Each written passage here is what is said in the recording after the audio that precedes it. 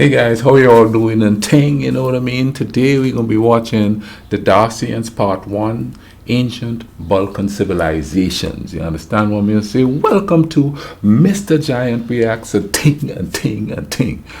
But I'm Mr. Giant. So let's go ahead and take a look at this. Let's YouTube and simmer. Hello everyone, it's nice to be back.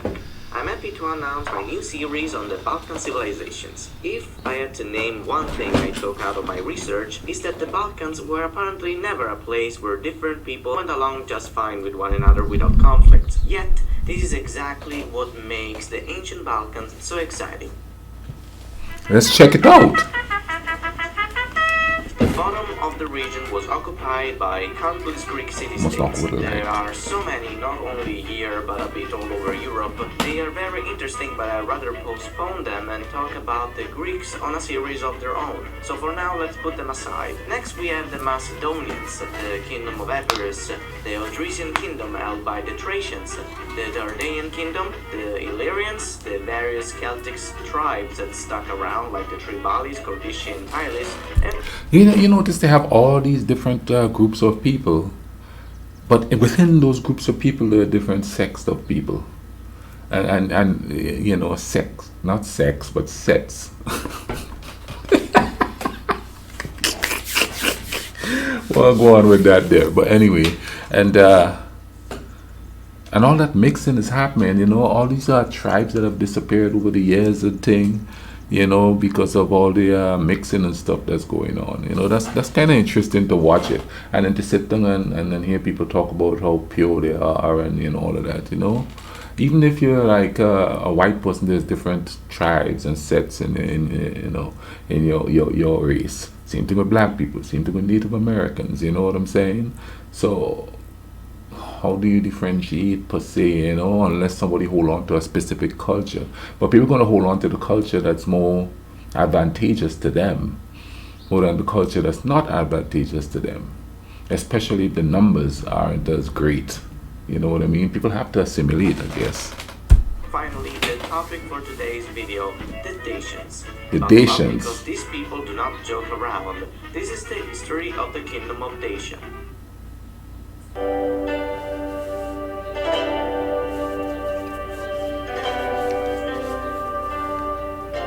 The Dacians were part of the Indo-Europeans that settled on the western part of the Black Sea coast in the 3rd millennium BC. They spent the first 2,000 years of their stay there by mingling with the pre-Indo-Europeans that already lived there and slowly developing their own culture. The people that lived in today's Bulgaria and Romania developed the Thracian culture, but only 500 years later, both Thracians from the opposite sides of the Danube were influenced by other cultures. The southern Thracians were influenced by the Hellenic civilizations like Macedonia and the Greeks, and the northern Thracians got closer to the Scythians. And so, by the Iron Age, the Dacian culture was born out of a mix between Thracian and Scythian culture. The Dacians had pretty good relations and cultural affinity with the Scythian and the Thracians alike, especially the latter, but the Dacians were not homogeneous among themselves.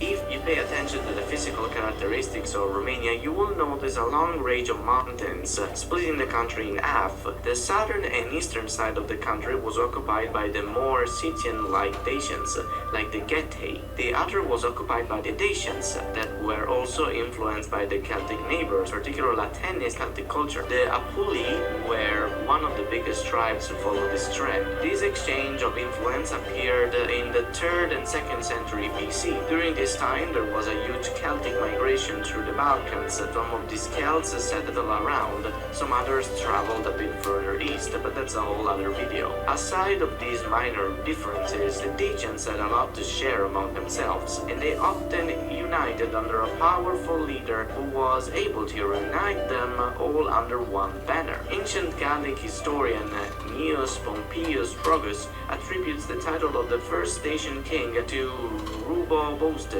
who in 168 BC kicked out some Celts from Transylvania. However, not much else is known about him, probably because Rome was too busy to fight Macedon to give a damn. The time the Romans started to give a damn was in the middle of the 1st century BC, when King Burbista arrived. Like you said there that the Romans were too busy to give a damn.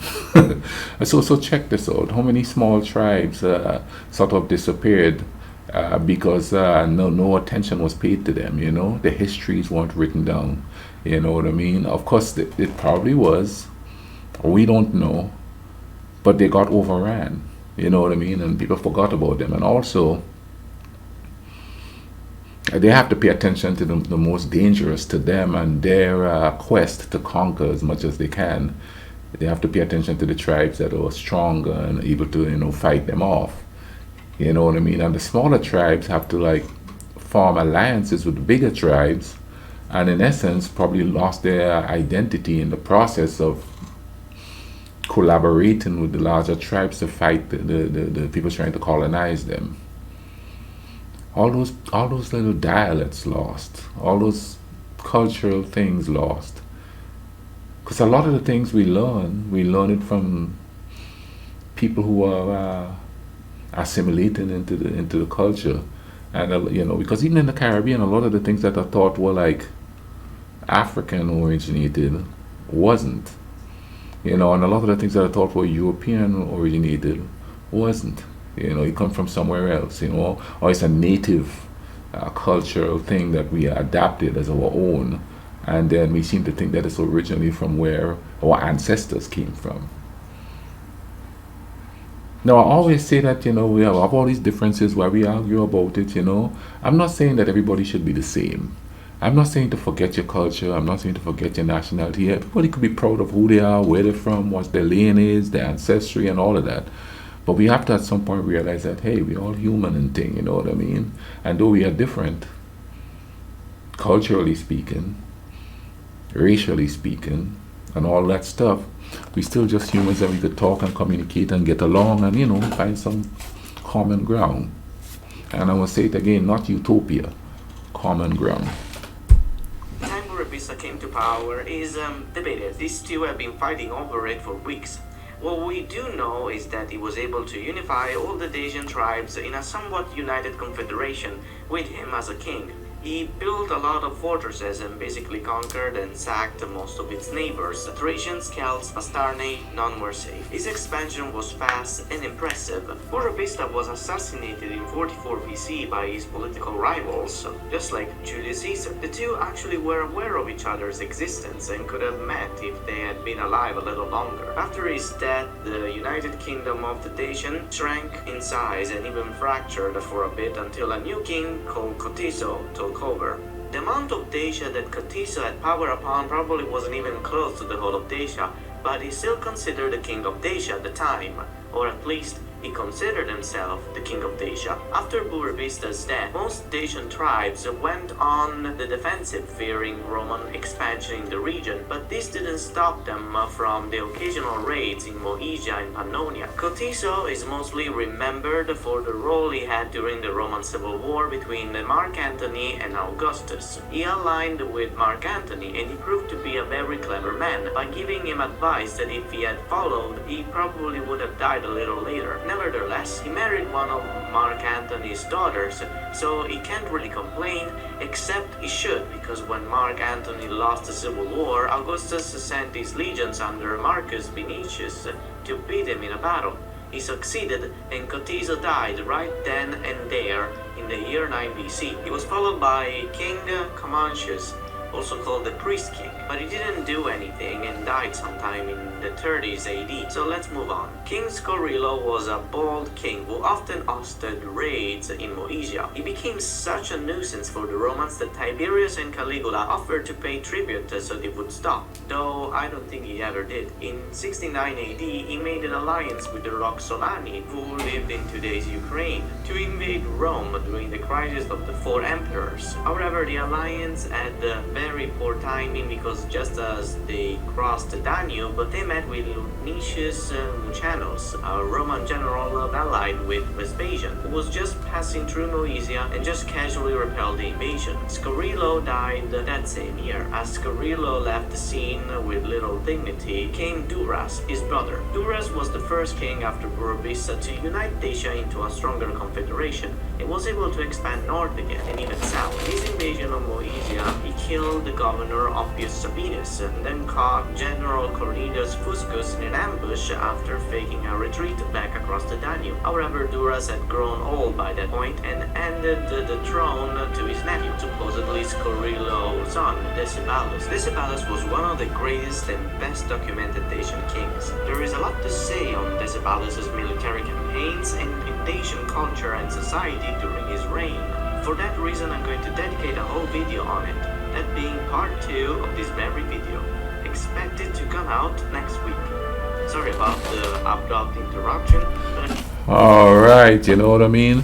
I'm gonna definitely look into number 2 there, you know, and see what's going on here.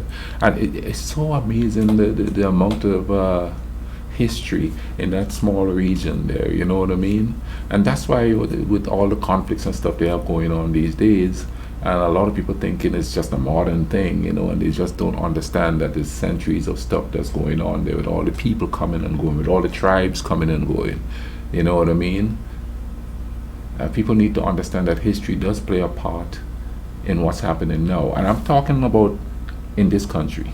People just see what's going on right now with their government and those people's government and this people's government, and they think that's where it ends. They don't take into consideration the history, and I think that's why it's so easy to pick sides and go, well, we're right because we believe this, or this system is better, because they don't understand the history of it. Because the thing about it is, some things supersedes politics, and politicians know that. That's why they use people's culture and religion and you know, just the political beliefs to get them to do their bidding.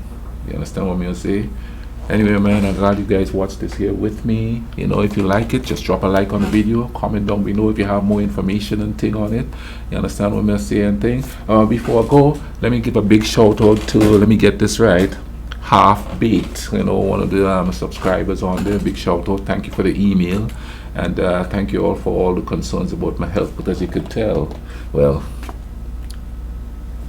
I've started to do the bulking up portion now of my thing after getting myself right. You understand what I mean? And also, if you all want to ask questions about me, you know, like specifically where I'm from, you know, where I went to college, how was it moving to America, you know, just anything, I'm gonna leave the email in the comment section to where you all could send those questions. And you know, depending on how much I get, you know, I'll put it in the hat, pull out 10 at a time and answer the questions. You understand what I mean? What I think of politics, what I think of religion, all that stuff. It could ask anything, you know what I mean. But I hope you guys are taking care of each other. Link in the description to this video. Until the next video and thing. As a matter of fact, y'all could keep watching. I'm gonna leave links up here to other videos that y'all could watch. Keep watching, all right? Take care of each other. Cool runnings.